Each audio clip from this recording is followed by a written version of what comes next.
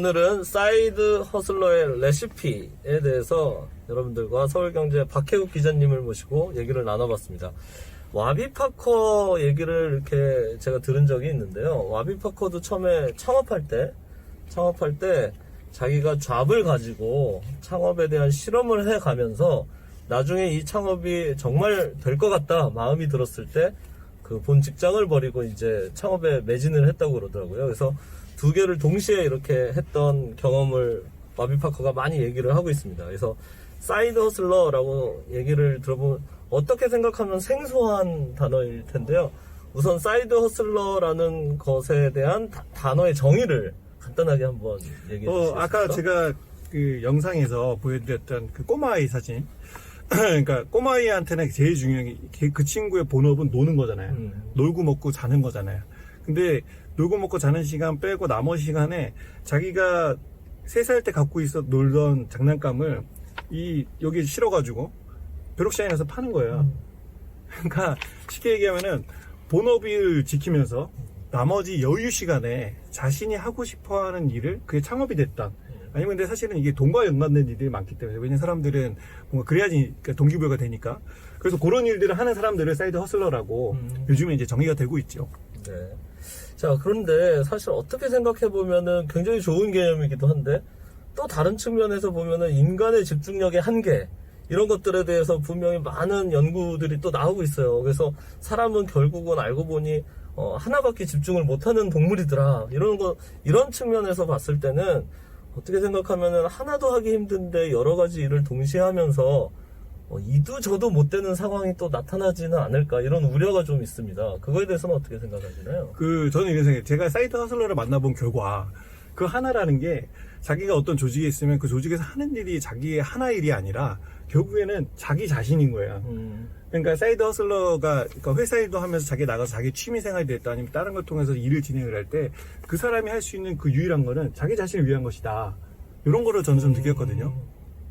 네네네. 그래서 일의 집중력을 좀 높일 수 있다. 이렇게 저는 생각합니다. 네, 그래서 조금 기존에 있던 관점하고 다른 접근을 많이 이렇게 얘기를 해주시는 것 같습니다. 자, 그러면 도대체 우리 그 박 기자님은 얼마를 벌고 계신 건가요? 아니, 월급도 받죠. 그리고 사내벤처도 하고 있죠. 그리고 창업도 했습니다. 진짜 우리가 말하는 창업 분야의 모든 걸 다 지금 이렇게 몸소 실천하고 계신데, 아니, 그러면은 어디 영화의 대사처럼 밥도 사고, 술도 사고, 사우나도 쏘고, 이래야 되는 거 아닙니까? 도대체 어느 정도 수익을 벌고 계시는지요? 상당히 예민한 질문이신데 저는 어떻게 아까도 제가 우리 다 깝니다. 제가 아까 힌트를 드렸던 게 네. 그 두 번째 영상에서 그 씨를 뿌리는, 저는 지금의 제 스스로가 파종의 씨라고 저는 생각을 하거든요. 당장 농부의 심정으로 제가 가을에 추수하는 시기는 제가 올해 나이를 밝혀도 되나요? 아, 그럼요. 네.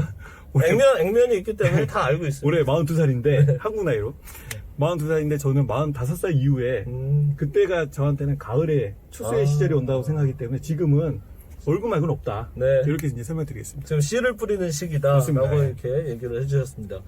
자, 그리고 우리 박 기자님이 말씀하신 것 중에 굉장히 마음에 와닿는 제가 좋아하는 게 있습니다.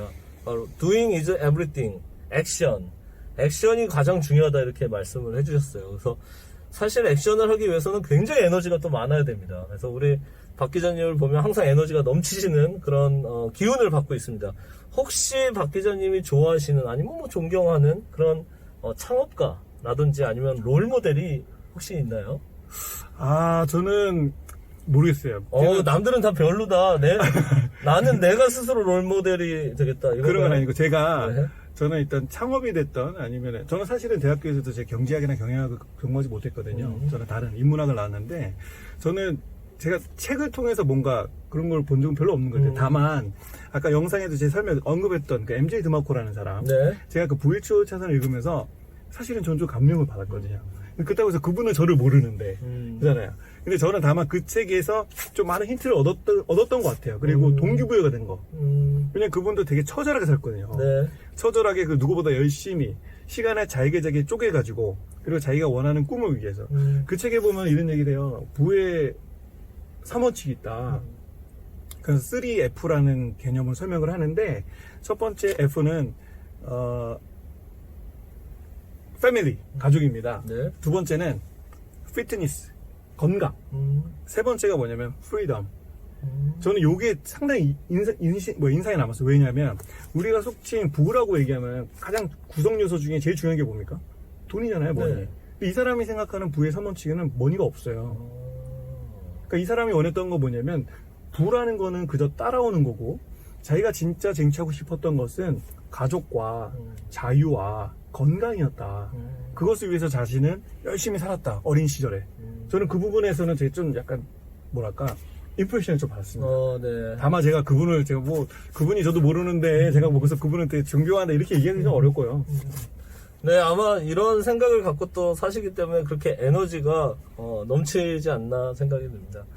혹시 앞으로의 그러면 지금 3개를 다 하고 계신데 취업을 하셔가지고 월급도 받고 계시고 그 회사에서 제도적으로 지원해주는 사내벤처도 하고 계시고 그리고 또 창업도 이렇게 하셔가지고 운영을 하고 계신데 창업의 관점에서 앞으로의 계획이 있다면 조금 얘기를 해주실 수 있을까요? 45세 이후에 그 네. 가을에 추수의 시절에 빨리 왔으면 좋겠다. 아, 그걸 땡기고 싶다. 아니, 그러고 싶지 않아요. 네. 그러지 않아요. 어차피 그건 제가 한다고 해서 될 것도 아니고, 네. 제가 원하는 건 그 시절이 그냥 빨리 왔고, 그때까지 저는 건강했으면 좋겠다. 네, 건강해야죠. 어떻게 말하자면 아까 말씀하신 그 피트니스 그 부분이네요. 맞습니다. 건강을 잘 지키고 가족들을 잘 지키고 그리고 내가 자유를 느끼면서 열심히 일하다 보면 추수를 하면은 그때 진정한 프리덤이 올 것이다. 네, 좋습니다. 제가 예전에 이런 얘기를 들은 적이 있습니다. 그러니까 창업이라는 것이 사실은 부의 불평등을 깨는, 그래서 부의 불평등에 대한 사회적인 대응 활동이 또 창업이 될 수도 있다. 부의 추월차선 이런 부분하고 맥락이 같을 것 같은데요. 오늘 사이드 허슬러의 레시피라는 주제로 우리 서울경제 박혜욱 기자님과 함께 해봤습니다. 여러분들 좋은 시간이었죠? 자, 감사합니다. 다음 시간에 뵙겠습니다. 감사합니다.